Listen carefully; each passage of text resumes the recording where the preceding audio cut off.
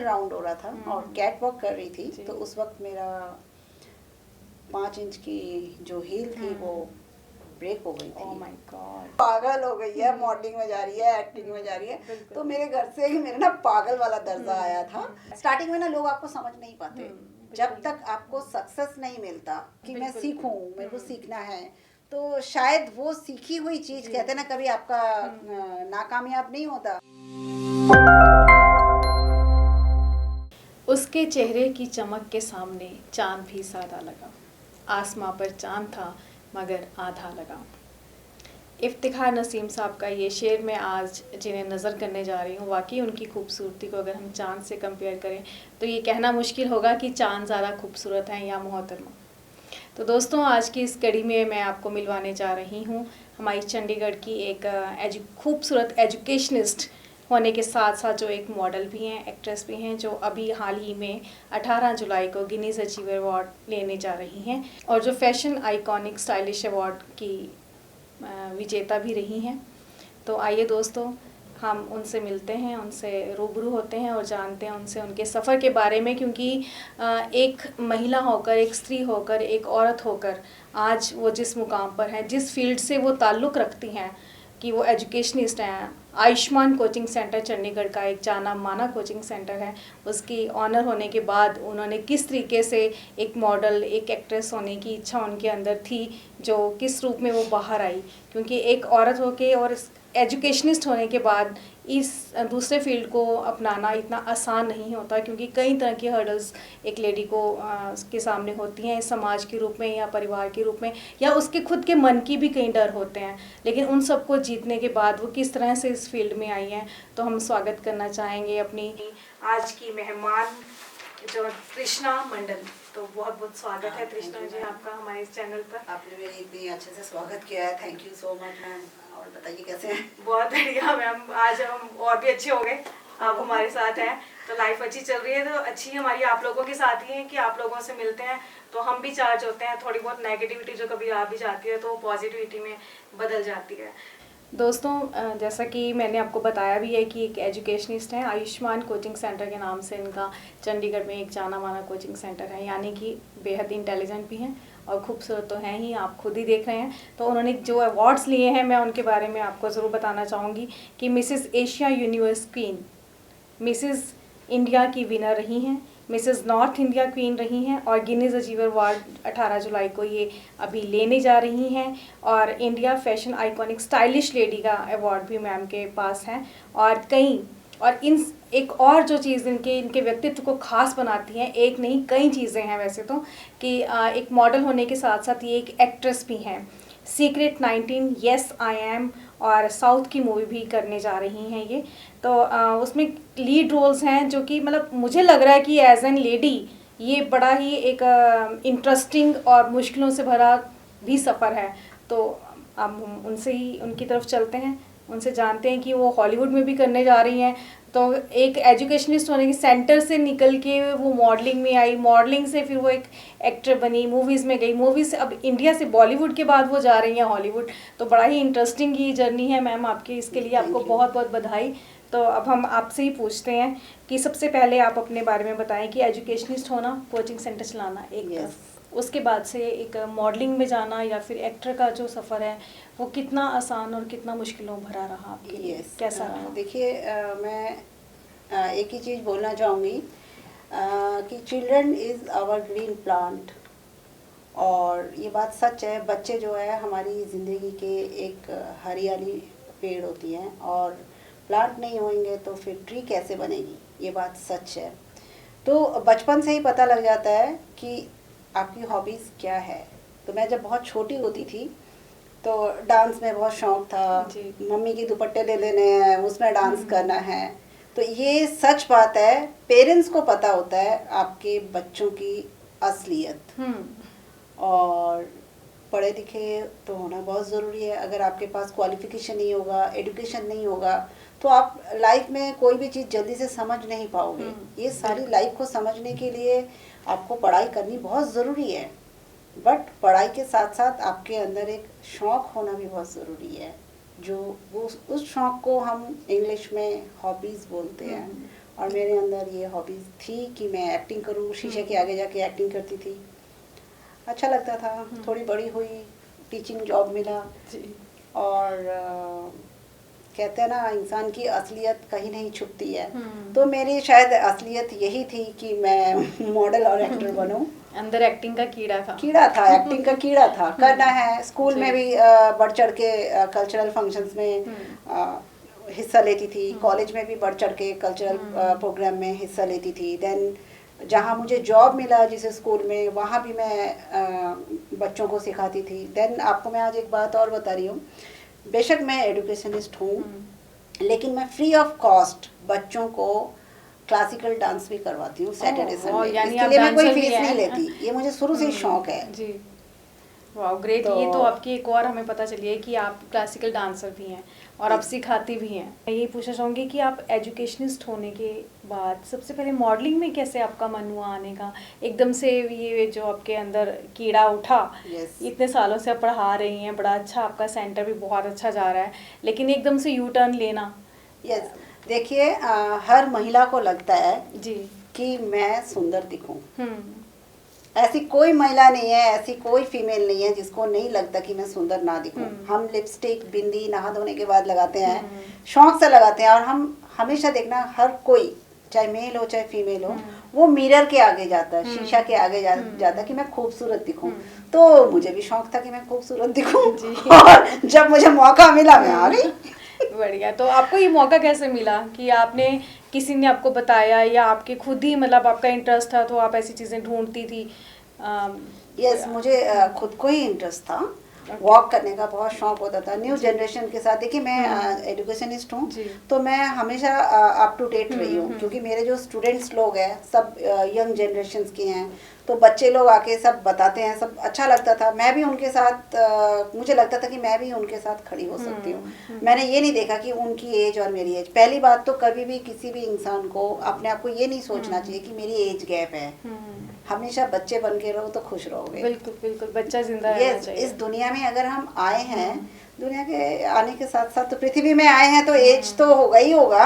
आप अपने एज के हिसाब से अपनी ख्वाहिश को खत्म मत कीजिए। बिल्कुल बिल्कुल, अपनी एज को एक्सेप्ट करके बिल्कुल। और हंसना चाहिए। और Yes. अंदर का बच्चा जो है वो हमेशा जिंदा रहना चाहिए, yes, ताकि वो होना जज्बा चाहिए। कायम रहे हमारे। Yes. क्योंकि बच्चा कभी गिर भी जाता है तो वो उठ के जरा सा रोता है और फिर हंसने लग जाता है, भूल जाता है कि वो गिरा भी था। Yes. लेकिन हम बड़े इतनी आसानी से बातों को भूलते नहीं है, तो हम फिर बूढ़े होते जाते हैं। Yes. जो कि हानिकारक है।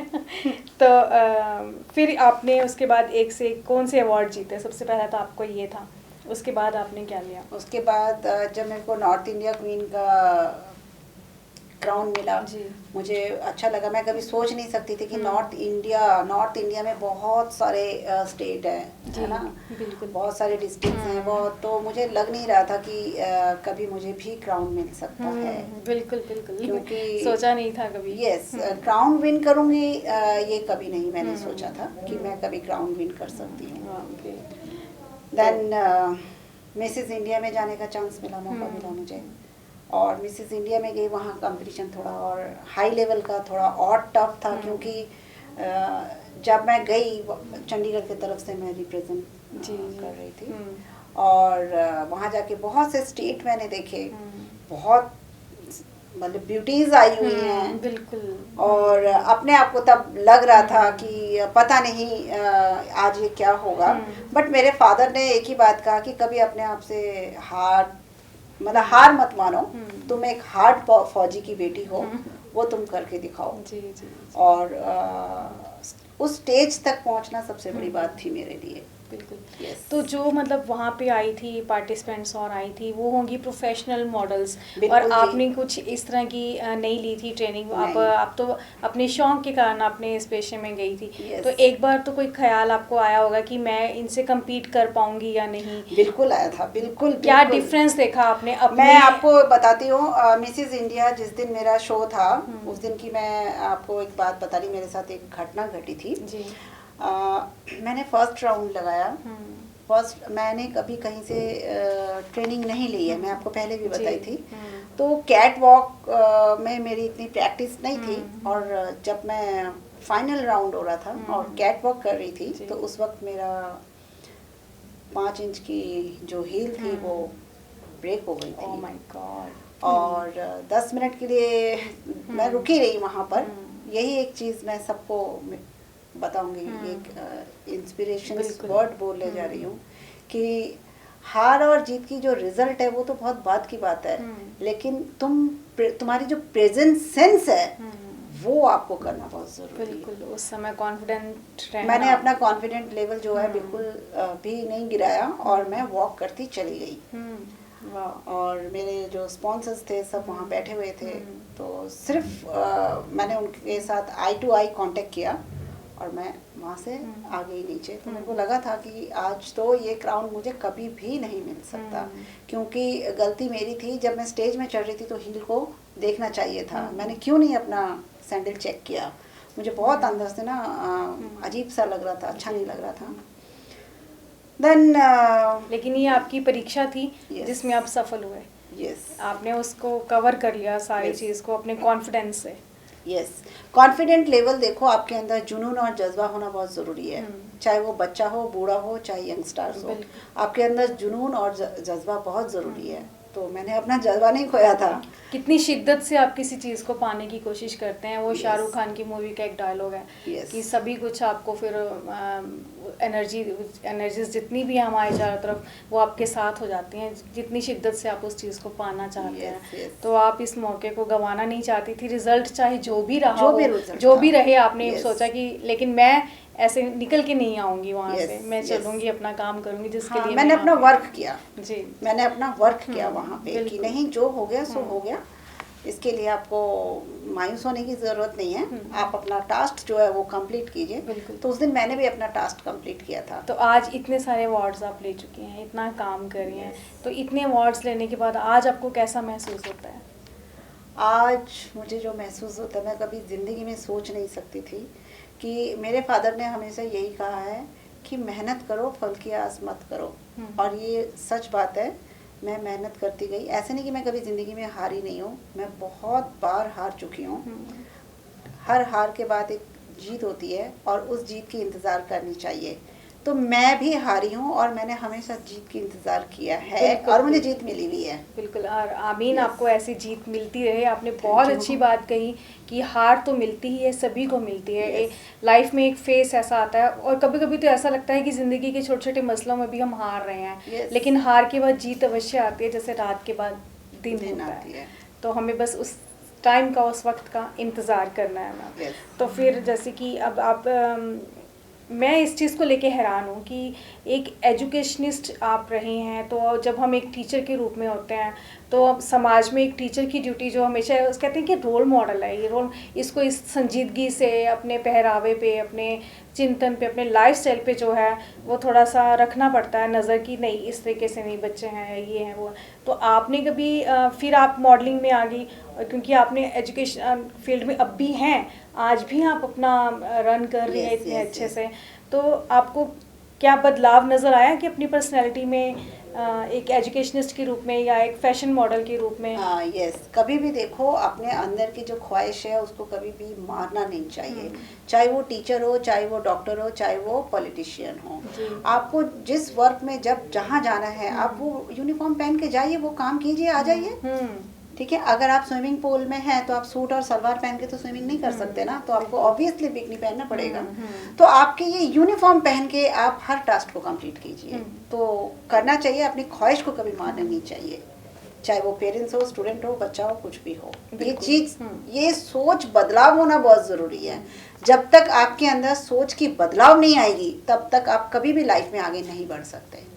ये तो सच और ये हकीकत आपके है। दोस्त और आपके कोचिंग सेंटर के स्टूडेंट्स या स्टाफ Yes. आपको किस तरीके से सपोर्ट करते रहे, या आज वो आपके बारे में बड़ा प्राउड फील करते होंगे? आज स्टार्टिंग में बोलते तो थे कि मैम बहुत बिंदास है, मैम बहुत बिंदास है। तो ठीक है, बिंदास हैं, तो कई लोग मुझे पागल भी बोलते थे, मेरी फैमिली वाले कि पागल हो गई है क्या। ऐसे लोगों को अलग से पागल की श्रेणी में डाला जाता है। ये तो पागल हो गई है, मॉडलिंग में जा रही है, एक्टिंग में जा रही है। तो मेरे घर से मेरे ना पागल वाला दर्जा आया था। लेकिन जब मेरी मूवी रिलीज हो गई है, अब मुझे कोई पागल नहीं कहते, अब मुझे कहते नहीं, अच्छी है, ठीक है। वो पागलपन से हम अब एक समझदार उसमें आ गए कि एक मजबूत, एक समझदार, Yes. उलझी हुई नहीं सुलझी हुई Yes. के रूप में आज हमें समाज जानने लग जाता है या कहने लग जाता है। स्टार्टिंग में ना लोग आपको समझ नहीं पाते, जब बिल्कुल। तक आपको सक्सेस नहीं मिलता। देखिए आप जब स्वेटर बुनते हैं ना, तो स्वेटर बुनने के टाइम कितने सारे फंदे गिरते हैं, कितने सारे उलझने आती है, फिर जाके एक डिजाइन बनता है। तो ऑब्वियसली स्टार्टिंग की डिजाइन किसी को समझ में नहीं आती, बिल्कुल बिल्कुल। लेकिन जब वो डिजाइन कंप्लीट होता है तो Complete। तब कहते हैं यस। यस, जैसे तो कि पेंटिंग वही- जब कंप्लीट होती है तब हमें पता चलता है अच्छा चित्रकार ये बना रहा था। Yes। शुरू में तो हमें लगता है कि वो टेढ़ी मेढ़ी लाइनें खींच रहा है। ऐसे ही यही है करियर के साथ, औरतों के साथ स्पेशली ये चीज़ होती है। यस। तो सोसाइटी की तरफ से आप कैसा सहयोग रहा आपके प्रति, उनका सोसाइटी का नज़रिया क्या रहा? सोसाइटी में तो स्टार्टिंग में तो बोल रहे थे एजुकेशनिस्ट है, और ये कैसे तुम मूव कर रही हो, कैसे रन करोगी, कैसे क्या करोगी, एक स्टार्टिंग में देखिए आती है बातें।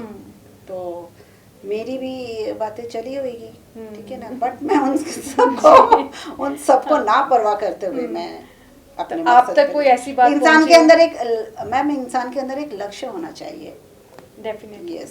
एक सोच होनी चाहिए, एक पॉजिटिव सोच। अप्रोच होनी चाहिए। Approach लेकिन होनी कभी कभी ऐसा लगता है कि कोई नेगेटिव इतनी ज़्यादा हमारे पास बात पहुंचती है कि आपके साथ भी हुआ कि आपने सोचा हो कि हाँ मैंने डिसीज़न तो ले लिया, मैं इतना कुछ कर भी रही हूँ, लेकिन नहीं मुझे छोड़ना है। अगर आपको इस फील्ड में सक्सेस नहीं मिलती है तो ये बात सच है, इंसान बाहर वालों से ज़रूर लड़ लेता है बट अपनी फैमिली वालों से नहीं लड़ पाता। सबसे बड़ा सच।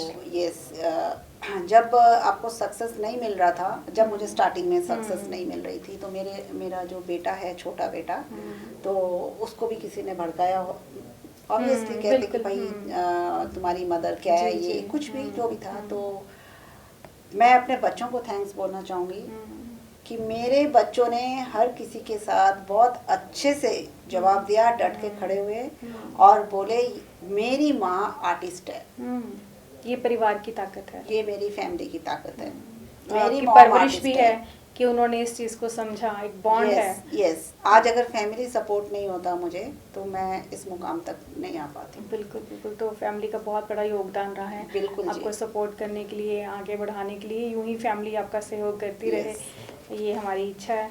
तो जैसे कि फिर इतने सारे प्रोजेक्ट्स करने के बाद, इतनी फिल्मों में आने के बाद, कोई मेमोरेबल आपका कोई मोमेंट? मेमोरेबल मोमेंट तो मैम देखिए, जब हम लोग सेट पे होते हैं हमेशा अच्छा लगता है। सेट तो बिल्कुल, सेट हमें एक तो इंतज़ार होती हाँ। है मूवीज रिलीज जी। होने की कि अब रिलीज होना है। और मुझे ऐसा लगता था कि जो फिल्म इंडस्ट्री है, जब मूवीज देखती जी। थी खूब एंजॉय करके आती थी, ठीक है, ये देखा वो देखा मूवीज के। बट जब मैं खुद मूवीज कर रही हूँ, जब मैं खुद इस इंडस्ट्रीज में वर्क कर रही हूँ, काम कर रही हूँ, जी। तो मुझे अब लग रहा है कि आर्टिस्ट की मेहनत कितनी होती है, पूरी टीम की मेहनत कितनी होती है। कई कई रातें हम सोते नहीं हैं। तो ये जो मेहनत है, ये बहुत ही हार्ड वर्किंग वाला मेहनत है। हाँ, हर ऐसा नहीं फील्ड है में कि मेहनत गए है। और आपने कुछ नहीं achieve नहीं, कर ऐसा लिया। नहीं है, ऐसा नहीं है।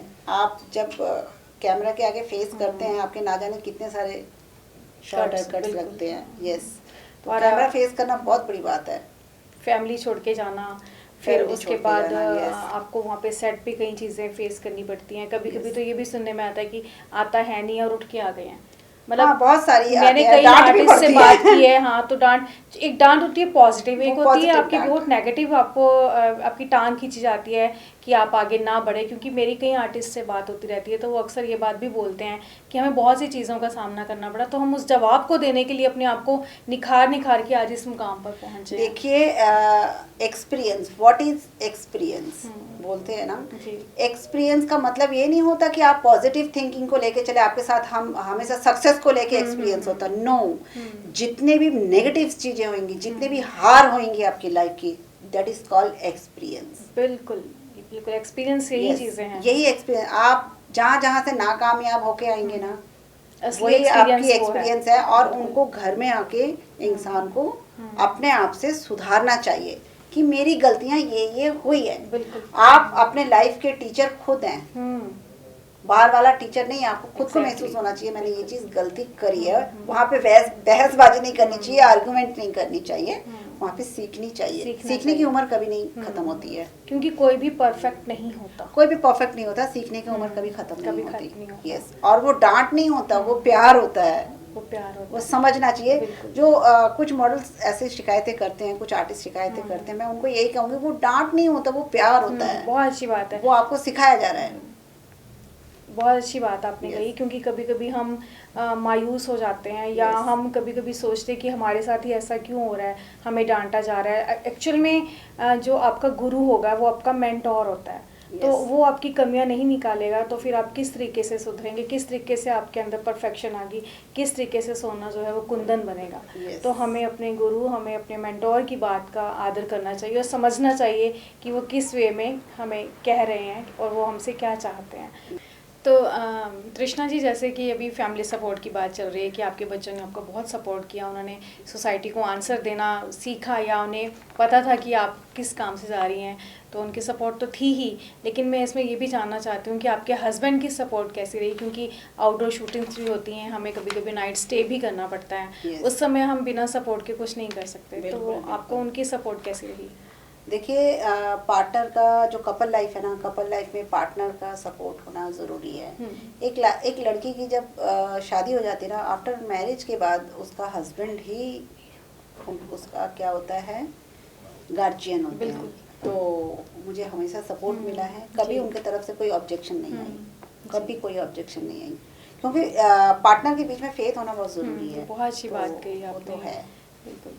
चलिए, और कोई आपका मेमोरेबल मोमेंट रहा हो इन सब चीज़ों को अचीव करने के बाद, या किसी सेट पे कोई आपको घटना बहुत अच्छी लगी हाँ, हो? नहीं, एक घटना हुई थी सेट पे। मनाली में हम शूट कर रहे जी। थे, बहुत ज़्यादा सर्दी थी और वहाँ पर हमें बिल्कुल मतलब समर कूल कपड़े के पहनने थे। जी जी।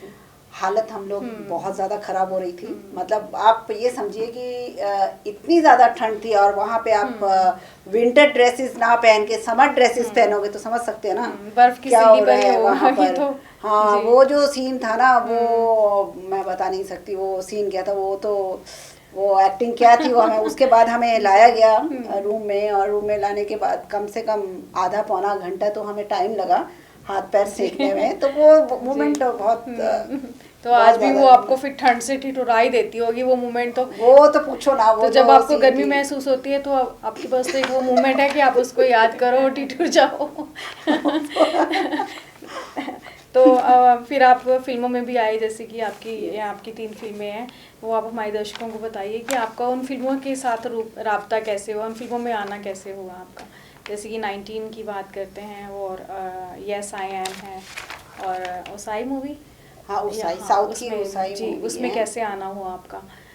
मेरी जो इंडस्ट्री में, जो जो फिल्म इंडस्ट्री में आने का जो मेन पड़ाव था वो साउथ के उसाई मूवी से ही था। शिलता प्रोडक्शन के राघविंदर सर है, जिनको मैं बहुत ज़्यादा थैंक्स बोलना चाहूँगी, जिन्होंने मुझे खुद ऑफर दिया था कि मेरी मूवी में तुम काम करोगी। वाह। और मैंने उनको कहा था कि मैंने कहीं से एक्टिंग क्लासेस नहीं सीखा है, मुझे एक्टिंग नहीं आती है।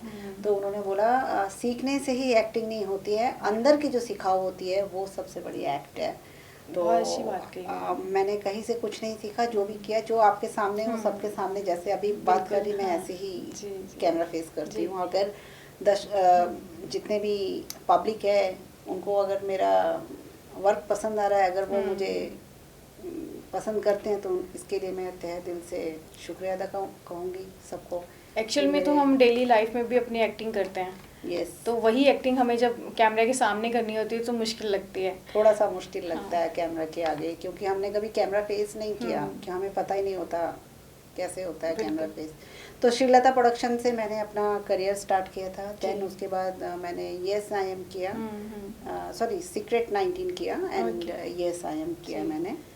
आप तीनों मूवीज़ आप देखिए, आपको बहुत अच्छा लगेगा। बहुत अच्छा ये मैसेज है, ये जितने भी मूवीज़ मैंने किए हैं ये सब मैसेज है। यस आई एम का तो बहुत ही अच्छा इसका स्टोरीज़ हैं, इसमें मतलब बहुत इमोशनल स्टोरीज़ हैं ये।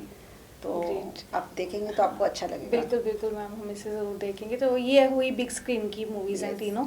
तो आजकल जैसे कि वेब पोर्टल्स या OTT की अगर हम बात करते हैं, तो क्या आपका OTT पर आने का भी कोई विचार है? यस, अभी देखिए जो थिएटर हॉल्स हैं ये अभी तो मुश्किल ही लग रहा है, और इंसान को काम तो करना ही है, हमें टास्क तो बिल्कुल। चाहिए, बिना वर्क के तो फिर घर कैसे चलेगा। तो ओटीटी में अगर मुझे अच्छा वर्क मिला तो मैं ज़रूर करूँगी। तो इंडस्ट्री के बारे में आपका अनुभव कैसा रहा, क्योंकि जितने भी आर्टिस्ट किसी के अच्छे बुरे सबके अपने अपने अनुभव रहते हैं, Yes. तो आपका अनुभव कैसा रहा? मेरा बहुत अच्छा रहा, बहुत अच्छा। जितने भी मेरे प्रोड्यूसर्स मिले हैं, डायरेक्टर्स मिले हैं, मुझे बहुत अच्छे से उन्होंने गाइडेंस किया है और बहुत रिगार्ड करते हैं मेरे। मुझे बहुत अच्छा लगता है ये काम भी करने में, स्टार्स कोई प्रॉब्लम्स नहीं आई। बिल्कुल, ये स्टार्स की पॉजिटिविटी की बात है कि जब हम पॉजिटिव होते हैं तो Yes. चारों तरफ से एक पॉजिटिविटी हमारे साथ चलती है Yes. कि हम अच्छे हैं तो हमें अच्छे लोग मिलते ही चले जाते हैं। आप खुद Yes. बेहद प्यारी इंसान है, ओह। तो आपको भी जीवन में प्यारे इंसान मिलते ही चले गए। ये बहुत अच्छी और भगवान की कृपा है इस बात पर। तो जैसे कि फिर अब आप एक साउथ की मूवी में भी चलेगी, जैसे कि आपने बताया कि वो उन्होंने आपको बड़ा मोटिवेट करते थे, तो उन्होंने बिल्कुल। आपको, तो साउथ की मूवी में जाने का एक्सपीरियंस आपको कैसा लगा, वो कैसा रहा यस आपके लिए? मुझे क्योंकि बिल्कुल अलग ही मुझे स्टार्टिंग में लग रहा था कि मैं साउथ इंडियन लैंग्वेज कैसे बोल लूँगी। हम्म। ये मेरे लिए एक बहुत ही एक टफेस्ट फेस था। हम्म। बट आज मैं आपको एक सच बात बता रही हूँ, मैं हर लैंग्वेज बोल लेती हूँ। अरे वाह, ग्रेट। यस, तो मुझे कोई प्रॉब्लम नहीं होती। मैं बांग्ला भी अच्छा बोल लेती हूँ, मैं जी। साउथ भी अच्छा बोल लेती हूँ, तो मुझे कुछ प्रॉब्लम नहीं होती एक्टिंग करने तो में। आपने भाषा सीखी या मतलब किस तरीके से? मेरे कि पापा पापा मेरे आर्मी में थे, तो जी। बहुत सारे स्टेट हम अपने पापा के साथ, फादर के साथ गए हैं। तो जिस भी स्टेट में मैं गई हूँ, वहाँ के जो लोकल लोग होते थे, जी, जी। मेरे बहुत शौक था कि मैं अगर मेरे फादर 2 साल के लिए इस जगह पोस्टिंग आए हैं, तो मैं सबसे पहले वहाँ की जो लोकल गर्ल्स थी ना हमारे जी, क्लासेस के, तो मैं उनसे ना लैंग्वेज सीखती थी और मुझे बहुत अच्छा लगता था। जिज्ञासा language की सीखना। प्रवृत्ति जिज्ञासा, आपकी yes। रही है, मेरे को तो अंदर जो, होता था हाँ, कि मैं बिल्कुल। सीखूं, मेरे को सीखना है। तो मैम, जैसा कि हम लोग जो इंडस्ट्री से नहीं जुड़े हुए हैं, हमें ये बात सुनने में आती है कि इंडस्ट्री में वही लोग स्थापित हो सकते हैं या आगे बढ़ सकते हैं जिनका कोई गॉडफादर है। तो क्या आपको भी कोई ऐसी चीज़ जानने को मिली, समझने को मिली, और आपका भी क्या कोई गॉडफादर रहा इंडस्ट्री में हेल्प के लिए? देखिए, मेरे दूर दूर तक मेरी फैमिली में कोई भी फिल्म इंडस्ट्री से जुड़ा हुआ नहीं है। शायद मैंने आपको पहले भी बताया था। मेरे फैमिली की तरफ से कोई गॉडफादर नहीं रहा इंडस्ट्री की तरफ से। मैंने खुद ही अपने आप से ही काम होता गया और चलती गई। यस, मैं विनय शर्मा को बहुत तहे दिल से शुक्रिया अदा करूँगी। वो मेरे बहुत अच्छे दोस्त भी हैं, वो इंडस्ट्री से जुड़े हुए हैं। कई बार मैं बहुत सारी प्रॉब्लम्स में आ जाती हूँ, तो वो मुझे सपोर्ट करता है कि नहीं नहीं ऐसे नहीं, ऐसे होता है, ऐसे नहीं ऐसे होता है। देखो, पैशन रखना बहुत ज़रूरी है, सब्र रखना बहुत ज़रूरी है। तो ये देखिए, ये जो मोटिवेशन जो होता है ना, मोटिव करना किसी को, ये बहुत बड़ी बात होती है। तो कई बार मेरे को होता था क्योंकि मैं इस फील्ड में नहीं थी और मुझे इतना नहीं मालूम ये कैसे हैंडल करना है, कैसे नहीं करना है। होता है ना, जब कोई चीज नई जगह में, जिस बारे नया में जगह पता है, होता। इंडस्ट्री नया है, थोड़ा सा मेरे अंदर भी बाकी लड़कियों की तरह एक खौफ सा होता था, पता नहीं सामने वाला पर्सन कैसे होगा, कैसे नहीं होगा। तो बट जैसे जैसे मैं ढलती गई, वैसे वैसे मुझे पता लगने लगा कि नहीं, ये ऐसा कुछ भी नहीं है। तो आज जैसे कि आपने काफ़ी काम कर चुकी हैं, तो Yes. अगर आपको चुनना हो नेम, फेम एंड मनी में से, तो आप किसे चुनेंगी? मैं नेम एंड फेम को चुनूंगी। अगर आपके पास नेम फेम होगा तो मनी अपने आप आएगा। नेम फेम के लिए आपको वर्क करना बहुत ज़रूरी है, हार्ड वर्क। तो कुल मिला के मैं नेम और फेम को ही तजुर्बा दूंगी। अच्छा जवाब दिया आपने। Yes. और एक एजुकेशनिस्ट होना या एक एक्टर होना, अब आप क्या चाहेंगी? एक्टर होना या एजुकेशनिस्ट, दोनों में से किसे देखिए, चुनेंगी? शिक्षा का तो जगह कोई नहीं ले सकता। शिक्षा एक ऐसी चीज़ है, अगर आप एक्टिंग भी करते हैं तो वहाँ पर भी अगर आप एक्टिंग करेंगे ना, तो मैं आपको ये बता दूँ, वहाँ भी लफ्ज़ों को देखी जाती है, वहाँ भी वर्डों को देखी जाती है। अगर आप पढ़े लिखे नहीं हो सकते, आप दुनिया की कोई भी चीज़ हासिल नहीं कर सकते। तो आपका अंदर ज्ञान होना बहुत ज़रूरी है। बिल्कुल, तो ज्ञान ही ऑब्वियसली पहली सीढ़ी है। मैं एडुकेशन को ही चूज़ करूँगी। अगर वो आपके पास है तो दुनिया में आप कुछ भी चीज़ हासिल कर सकते हैं। जी, बहुत सही आपने कहा इस बात के बारे में। और जैसे कि आप चंडीगढ़ से हैं और अगर आपको रहने के लिए परमानेंट चंडीगढ़ और मुंबई में से एक जगह को चुनना हो, तो आप किसे चुनेंगे? देखिए, रहने के लिए तो ऑब्वियसली चंडीगढ़ ही अच्छा है। Chandigarh is a very beautiful city. Chandigarh का मुकाबला तो मुझे नहीं लग सकता कि कोई और स्टेट और सिटी हो सकता है। रहने के लिए तो बहुत ही बेस्ट है चंडीगढ़, बट वर्क के लिए जो मेरी इंडस्ट्री है वो वर्क के लिए मुंबई है। तो अगर मुझे मुंबई में वर्क के लिए रहना पड़ेगा तो वो अलग बात है, बट रहना तो मैं चंडीगढ़ में ही पसंद करूँगी। और आप भी, आपकी फैमिली, जैसे आपने बताया कि आपके पापा आर्मी में रहे हैं, तो आप एक जज्बा होता है फैमिली, उस फैमिली में भी आ जाता है जो कि एक सेना की, मान लो आपके पापा में था तो उन्होंने आपके अंदर सिखाया, आपने सीखा, आप मजबूत बने फिजिकली भी और मेंटली भी, हर चीज़ को। तो आज जो यूथ है, आज जो गर्ल्स हैं, वो जाना चाहती हैं, लेकिन कुछ माहौल ऐसे होते हैं, उनको पेरेंट्स भी इस इंडस्ट्री में इतनी आसानी से, इतनी ईजिली नहीं जाने देते हैं। तो उन पेरेंट्स को आपका क्या कहना है? देखिए, मैं पेरेंट्स को यही कहूँगी कि आज के ज़माने में आप जी रहे हैं तो आज का प्रैक्टिकल लाइफ को आप देखिए। जो बीता हुआ पास्ट 50 साल या 100 साल पहले जो बीते हुए चीज़ थे, देखिए हम महाभारत रामायण सब देखे हैं। मैं बहुत छोटी होती थी तो टीवी में महाभारत रामायण आता था, ठीक है। तो फिल्मी दुनिया मधुबाला के टाइम से लेके अब तक सब लोग देख रहे हैं और सबको म्यूज़िक का शौक़ है, चलचित्र का शौक़ है, फिल्मों का शौक़ है। तो अगर कोई काम नहीं करेगा तो कैसे आगे बढ़ेगी? हर कोई डॉक्टर और इंजीनियर बनेगा तो बाकी कैसे चलेगा? जी। तो और एज एन वुमेन आप सभी वुमेन के लिए भी इंस्पायरेशन आप हैं एक। तो आप उन औरतों को जो कि खुशी नहीं ढूंढ पाती हैं, अपने अंदर की खुशी भी नहीं ढूंढ पाती हैं, चाहती हैं कोई काम करना लेकिन नहीं कर पाती हैं, और फिर वो अंदर ही अंदर उस चीज़ को घुलती रहती हैं, तो खुशी जैसे उनसे रूठ जाती है। Yes, तो तो अब मैं कहूँगी yes. कि आप उनके लिए भी कुछ कहें क्या, ताकि वो भी यस, मोटिवेट हो मैं पाएं। उन औरतों को यही बोलूँगी, उन महिलाओं को यही बोलूँगी, अपने आप से शिकायत करना छोड़ दो। अगर आप अपने आप से शिकायत करेंगे तो आप शिकायत की ज़िंदगी में ही रह जाएंगे। आगे बढ़िए, शिकायत करना छोड़ दीजिए और बिल्कुल भी अपने आप को ये मत समझिए कि मैं कभी कुछ नहीं कर सकती या फिर मैं कभी कुछ नहीं बन सकती। हर एक लेडी अपने आप से क्वीन है, बिल्कुल। अपने आप से हर एक लेडी क्वीन है। क्राउन लेने से ही क्वीन बनती है ऐसा नहीं है, हर कोई महारानी है अपने आप से। तो इसलिए अपने आप को कभी भी मत दबा के रखिए, आप आगे बढ़िए और ज़रूर आपको सफलता मिलेगी। ये सच बात है और हकीकत है। तो तृष्णा मंडल आज अपने आप को क्या महसूस करती हैं? अपने बारे में अगर मैं कहूँ कि आप अपने आप को एक्सप्लेन करें तो आप अपने आप को लेके आज कैसा महसूस करते हैं? मैं अपने आप को ये महसूस करूँगी, आई लव माई सेल्फ। मैं अपने आप को बहुत प्यार करती हूँ जी। और ये बहुत ज़रूरी है अपने आप को।